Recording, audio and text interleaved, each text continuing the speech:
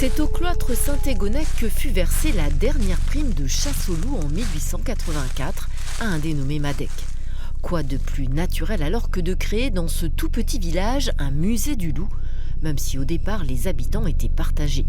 L'ancien maire et fondateur du musée a essuyé toutes sortes de réflexions à l'époque. Fais-le alors, tu vas te casser la figure. D'autres disaient, oui, ils vont finir par lâcher des loups, et ça va être terrible pour nous, quoi. Vous voyez parfois des gens qui arrivaient et qui venaient au cloître, chercher un cloître justement.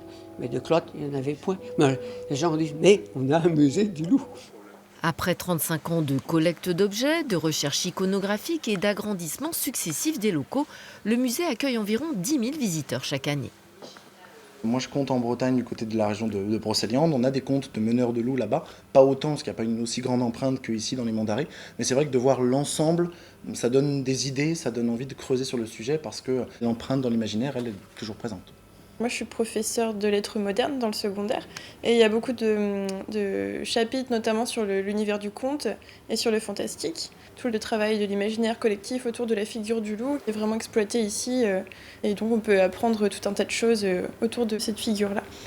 Un musée que l'on visite évidemment en famille, histoire de conjurer ensemble la peur ancestrale et sans doute irrationnelle du loup.